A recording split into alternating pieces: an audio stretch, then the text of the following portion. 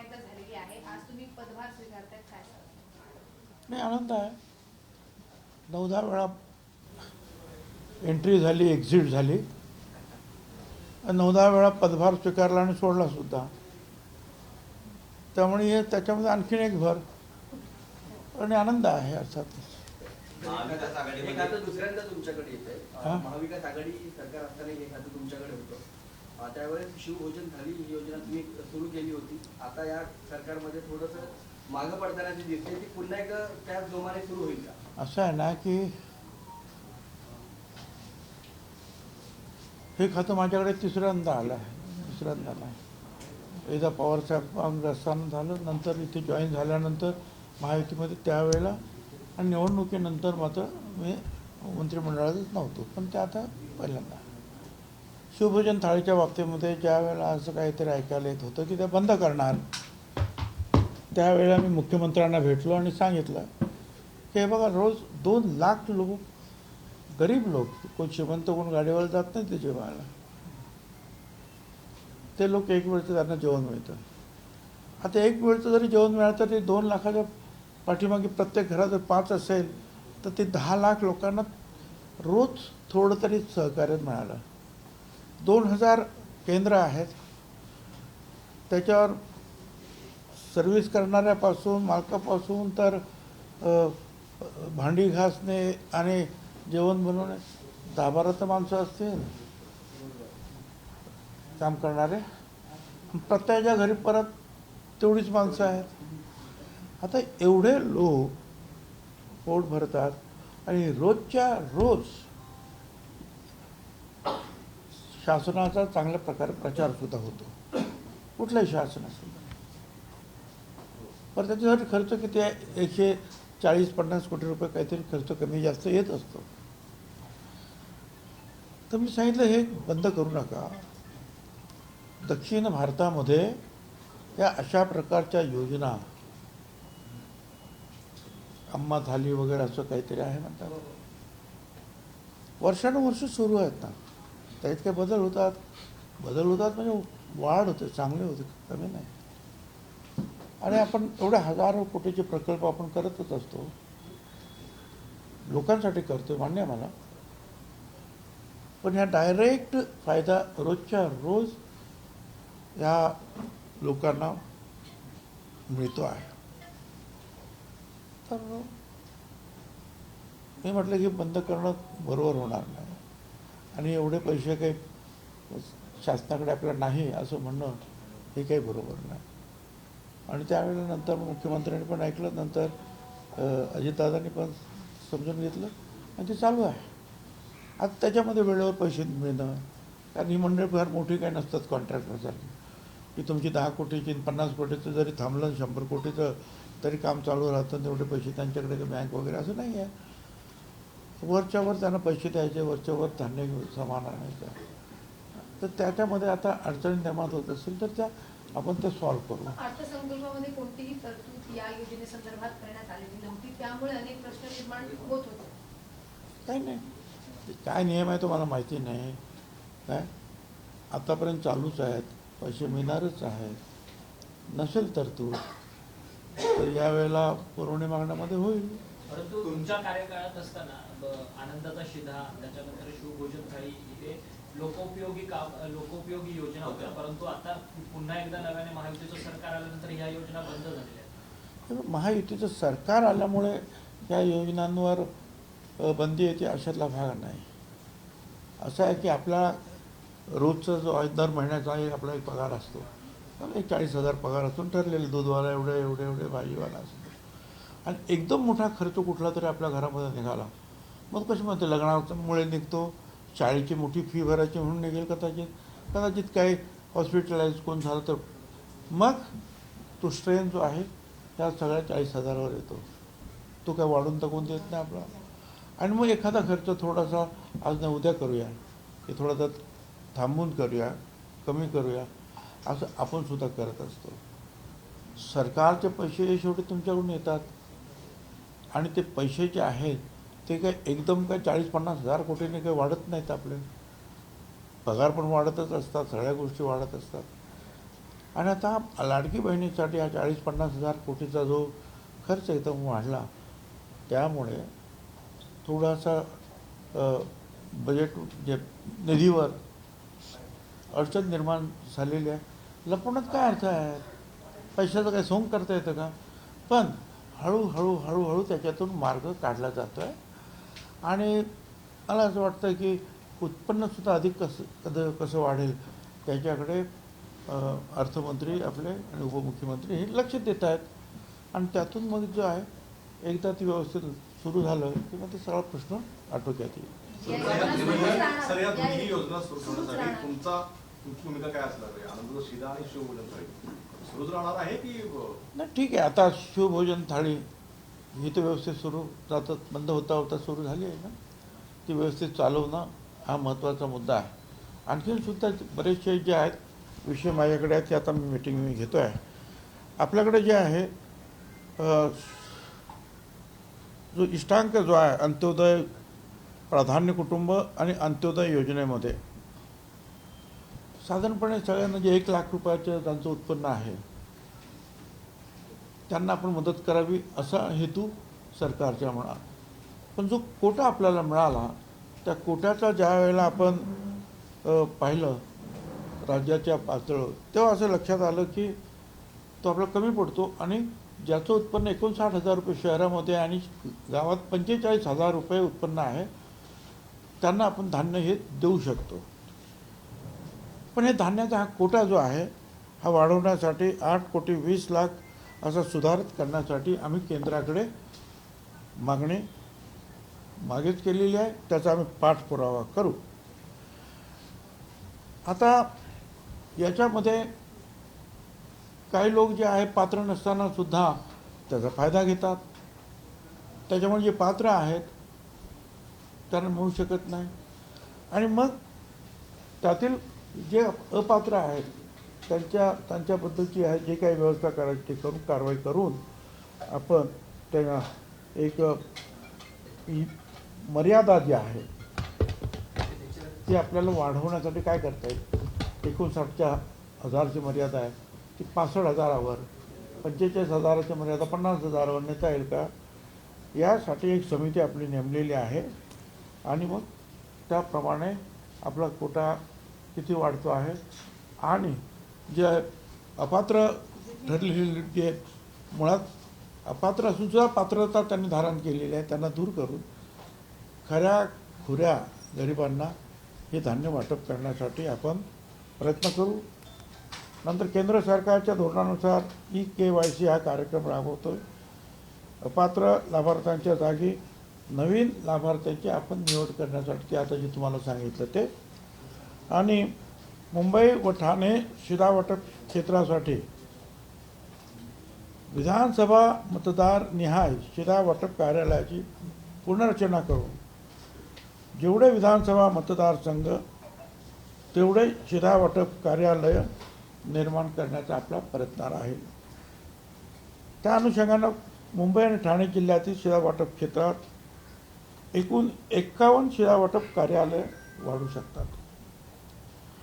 पुरवठा विभागाची प्रशासकीय संरचना गतिमान आणि सुटसुटीत करण्याच्या दृष्टीनं पुरवठा आयुक्त कार्यालयाची आपण निर्मिती करण्याचा विचार आहे.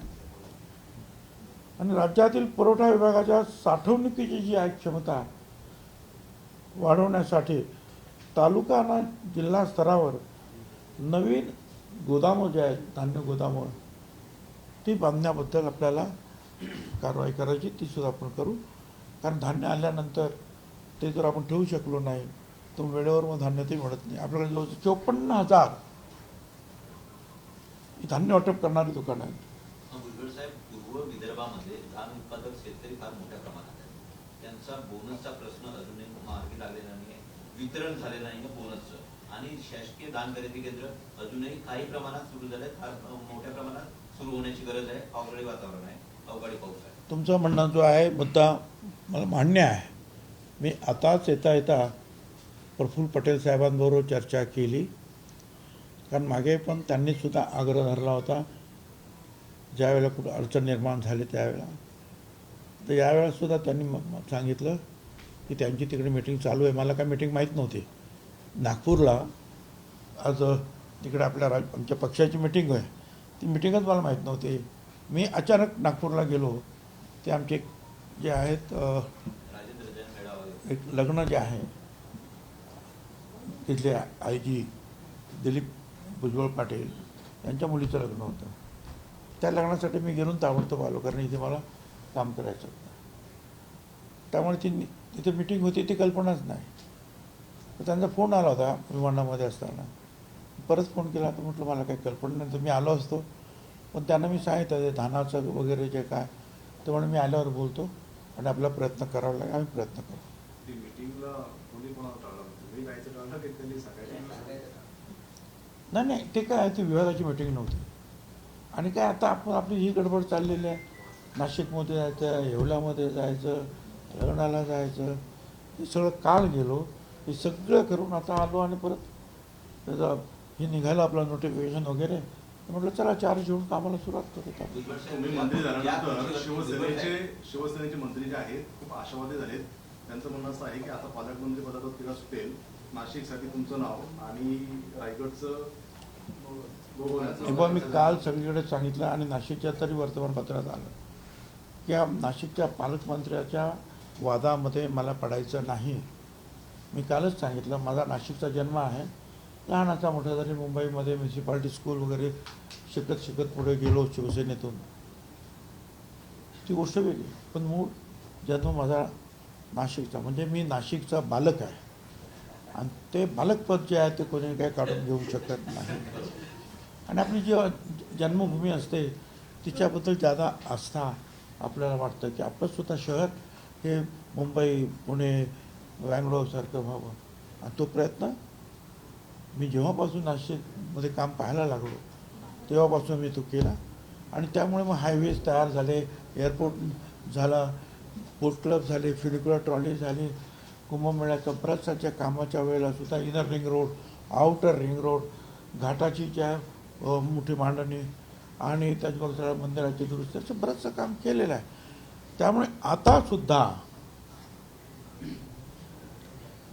पालकमंत्री कोण करायचं ते मुख्यमंत्री ते लोक ठरवतील, काय ते करू देत त्यांना. पण नसला तरी माझं काही बिघडत नाही. मी काही मंत्रीसुद्धा नसताना, मुख्यमंत्री असतील, उपमुख्यमंत्री किंवा बावनकुळ्यांसारखे अनेक मंत्री, नुसता फोन आणि पत्र गेलं की माझं काम होत होतं. काय तसंच कोणी जरी असलं आणि कोणी पालकमंत्री असला तरी जनतेकडून किंवा मीडियाकडून काही सूचना येतील की ही कामं करणं गरजेचं आहे, ती त्यांच्याकडून मांडून कामं करण्यासाठीच करायचं ना, एवढंच ना. ती करून घेऊ ना, त्याच्यामध्ये मानपान काय आहे. आणि मी सिनियर आहे तर मी 1991ला मी महसूल मंत्री होतो, तेव्हापासून सगळं बघत होतो. आता काय हेच पाहिजे तेच पाहिजे असं काही नाही. नुसतं सांगितलं तरी काम होईल असं मी सगळ्यांना नाशिकला सुद्धा सांगून आलो. जयंत पाटील आणि चंद्रशेखर बावनकुळे यांची भेट झालेली आहे. कसं बघताय तुम्ही? राजकीय वर्तुळात आता पुन्हा एकदा चर्चा होऊ लागलेली आहे. कुछ मालूम नाही, कुछ सुना नाही. एकच तरी बोलेल तर होईल. भुजबळ साहेब, तुम्ही ज्या चेअरवर बसलेला त्या चेअरवरून शेवटची पत्रकार परिषद राजीनाम्यापूर्वी धनंजय मुंडेंनी घेतली होती. तुम्ही शपथ घेतल्याच्या नंतर किंवा पदभार स्वीकारण्यापूर्वी काही धनंजय मुंडेंसोबत काही तुमचं बोलणं झालं? धनंजय मुंडे यांच्यासोबत काही बोलणं झालं नाही. ते मंत्री असताना सुद्धा जेव्हा कार्यालय आणि खातं पण त्यांचंच मिळालंय तुम्हाला, मग काय करू? काही बोलणं ते झालं? मुख्यमंत्र्यांचं काम असतं. खातं कुठचं द्यायचं, हे ऑफिस कुठचं द्यायचं का नाही. आता GAT वगैरे ठरवतं. आज आलं खात्याचं, आलं हे आलं काय, आलो बसलो. बाकी धनंजय मुंडेबरोबर माझा संपर्क आहे. मंत्री असताना होताच, आरोप त्यांच्यावर त्यावेळेला सुद्धा होता आणि नंतर सुद्धा आहे. धनंजय मुंडेंचा राजीनामा झाल्यानंतर चर्चा होती की आता तुम्हाला दिलं तर तुम्ही पत्रकार परिषद स्पष्ट म्हटलं होतं की असं होणार नाही. मात्र आज ते सरकारने तुमच्या पदरी ते खातं टाकलं आहे आणि आज तुम्ही पदभार स्वीकारताना अतिशय साध्या पद्धतीने पदभार स्वीकारताय. कारण की जर या सरकारच्या मंत्र्यांनी पदभार स्वीकारताना मोठ्या प्रमाणात म्हणजे शिवाजी केलेली. अरे आमच्या राष्ट्रवादीकडे जी खाती आहे, जो मंत्र्यांचा नंबर आहे त्याच्यातच मुख्यमंत्री किंवा उपमुख्यमंत्री अजितदादांना सगळं व्यवस्था करावी लागेल की नाही. सर संभाजी आणि मला काही हेच खातं पाहिजे तेच खातं असं मला आग्रहच नव्हता. मी मगाशी सांगितलं 91 पासून 1991 पासून वेगवेगळ्या मंत्रिपदावर मी काम केलेलं आहे. ठीक आहे, जे खातं मिळेल त्या खात्यावर मी काम करतो. हे खातं घेतलं तेव्हा असं लोक म्हणाले काय खातं घेतलं. पण करोना जेव्हा आला, ज्यावेळेला लोक बाहेर पडत नव्हते, 54,000 दुकानातून धान्य वाटायचं होतं. आमचे हमाल बंधूसुद्धा जे आहेत येत नव्हते, त्यांना विनंती केली. ड्रायव्हर, क्लीनर, ट्रकवाले त्यांना विनंती केली, दुकानदारांना विनंती केली. आणि इकडे आणि नाशिकला सुद्धा 2-2 ऑफिसमध्ये 8-8, 10-10 लोक बसून प्रश्न सोडवले. पण 54,000 दुकानामधून आम्ही प्रत्येक घरी धान्य पोहोचवलेलं आहे. किती मोठं काम झालं, त्याच्यामध्ये आनंद आहे. सर संभाजी भिडे यांनी एक दावा केलेला आहे की 6 जूनचा जो शिवराज्याभिषेक सोहळा होतो तारखेप्रमाणे तो खरं तर रद्द केला पाहिजे. तिथीप्रमाणे शिवाजी महाराजांचा शिवराज्याभिषेक सोहळा जो आहे तो झाला पाहिजे अशी त्यांनी आग्रहाची भूमिका मांडली. हे पहा, मला एवढं माहिती आहे की फार पूर्वी ज्यावेळेला शिवसेना BJPचं सरकार होतं मनोहर जोशीचं, त्यावेळेस अभिषेक पण त्या कमिटीत होती आणि आणखीन काही लोकांची कमिटी झाली. आणि नक्की कधी शिवजयंती साजरी करायची याच्यावर बराच मोठा खल झाला आणि त्याच्यानंतर ही तारीख ठरली. सर हिंदी में जरांगेंच्या काही शुभेच्छा आल्यात का? हां, जरांगेंच्या काही शुभेच्छा आल्यात? हो, त्यांच्या शुभेच्छा येणार. असं आहे ना की निंदकाचे घर असा विषय झाले, ते तर असलंच पाहिजे. त्याच्यामुळे तुम्हाला सुद्धा भरपूर काम मिळतं ना. तर सगळं एकतर म्हणजे काय, आता इकडे झालं का तिकडे तावडून ते असं म्हणाले, काय बोलता तुम्ही. मी तुमचं पण चालू म्हणजे तुम्हाला पण सोयीचं होतं ना. हिंदी में डालना चाहिए. आज आपने चार्ज लिया है, हाँ? आज आपने मंत्रिपद का चार्ज लिया है. पहले जो योजना थी, जो महाविकास आघाड़ी की सरकार थी, आनंद का सीधा हो गया, अन्य योजना वो जब महायुति की सरकार आई तब वो योजना बंद गिरी थी. अब तुमने मंत्रिपद की शपथ ली है तो ये योजना अभी चालू रहने वाली है. ये देखिए, मैं आज शपथ ली है. थोड़ा सा जो है ये लाडली बहन को जो है 40-45 हज़ार करोड़ रुपए का जो बोझा आ गया है, स्ट्रेन आ गया है, ये हमारे फाइनेंस डिपार्टमेंट के ऊपर. इसको भी आपको मद्देनज़र देखना चाहिए. जहाँ तक शिव भोजन का सवाल है, वो तो शिव भोजन केंद्र जो है शुरू रहेंगे, उसके लिए हम कोशिश करते ही रहेंगे. आनंदाचा सीधा, इसके बारे में जो आप बोल रहे हैं, हम बात तो करेंगे उनके साथ. मगर मुझे पता है कि ये जो कटौती जो है हर डिपार्टमेंट में थोड़ी थोड़ी जो है चली है, क्योंकि कहीं से भी जो है 40-45 हज़ार करोड़ रुपया निकाल के देना है, तो थोड़ा सा जो है हो सकता है देर लगेगी, मगर उसमें जो है आहिस्ता आहिस्ता रास्ता निकलेगा. हमारा जो है गवर्नमेंट का इनकम भी जो है बढ़ेगा और फिर जो है सारी कठिनाइयाँ दूर होकर जैसे कि वैसे सब काम चलेंगे.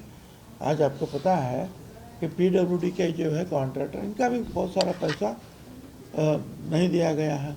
अब वो भी मांग रहे हैं तो उनको भी देना चाहिए. तो बहुत सारे काम हैं. अभी जो बारिश हुई, इस बारिश में जो है कितना नुकसान किसानों का हुआ सारे महाराष्ट्र में. नासिक में तो जो प्याज है वो पानी में ऐसे बहतेगा जैसा कचरा बह रहा है. तो जो लास्ट जो कैबिनेट में मैं था तो पहले मैंने ये सवाल उठाया कि भाई ये ठीक है, दूसरी जगह जो बहुत तकलीफ है अपने वो निधि के ऊपर जो है पैसा के ऊपर, अब क्या करें. मगर ये अपने जो गरीब किसान हैं इनके ऊपर जो ये आसमानी जो है संकट आया है, इसके लिए उनको खड़ा करने की आवश्यकता है.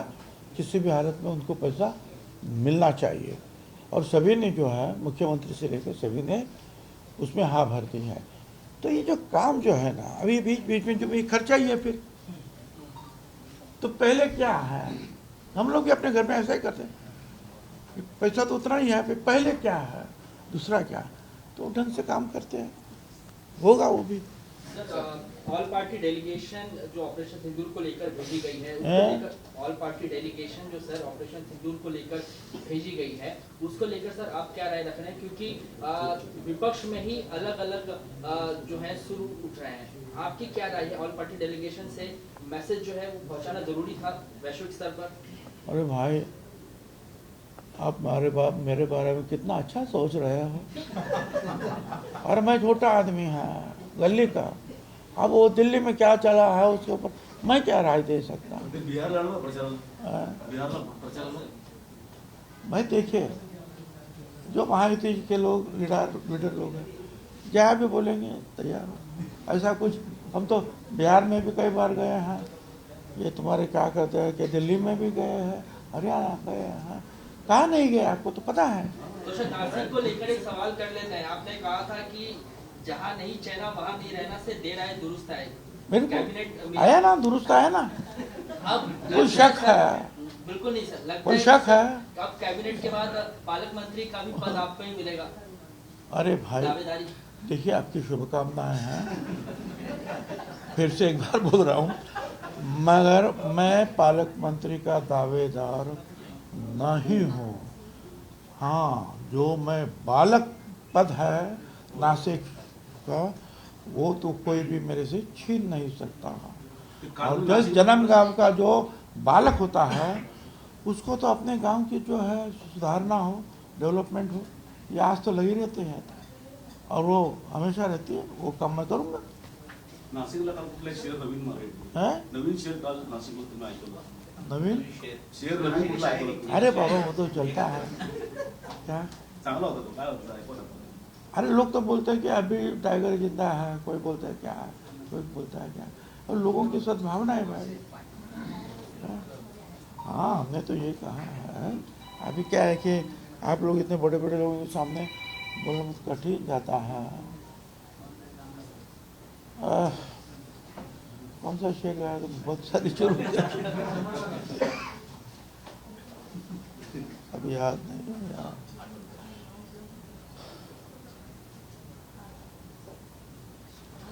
जो ख्वाबों में देखते हैं, जो ख्वाबों में देखते हैं, वो हकीकत में थोड़ा होता है। और जो ये जिंदगी सिखाती है, वो किसी किताब में थोड़ा लिखा होता है कि ऐसा ही होगा, वैसा ही होगा। ये तो जिंदगी जो है सिखा रही है, उससे अपन सीख रहे हैं। तुम हो, हम हो, सभी की यही हालत है ना। अरे भाई, वो डिपार्टमेंट के जो लोग हैं, मंत्री हैं, उसके ऊपर बोलेंगे ना। मैं छोटा आदमी, नया आदमी आया हूँ इधर। बीडमध्ये एकंदरीत सर्वप्रथम संतोष देशमुख प्रकरण असो, नंतर शिवराज दिवटे प्रकरण असो आणि आता पुण्यातील वैष्णवी प्रकरण असो, राष्ट्रवादीला एकंदरीत डोकेदुखी वाटतंय का? कारण की या प्रकरणाने दादा चिडतायत, माध्यमावर संताप आहेत. दादा, तुम्हाला काय वाटतं एकंदरीत या प्रकरणात? हे बघ, आता आमच्याकडे हजारो लाखो कार्यकर्ते आहेत, बरोबर आहे. आता सुद्धा बाहेर जमलेले आहेत, तिकडे सुद्धा हजारो कार्यकर्ते सगळीकडे भेटले. प्रत्येक जण येतो, फोटो काढतो, इथे उभा राहतो, फोटो काढतो. तर काय त्याला विचार, तुझा धंदा काय, तू करतो काय, कुठून पण काय खातोस, काय विचारणार, तुझ्या घरात कोण आहे काय. अरे बाबा, कार्ड आणि चला. कोणाला मी नाराज करू शकतो? असं नाराज करायला लागलो तर सगळेचे सगळे कार्यकर्ते पळून जातील ना आमच्याकडून.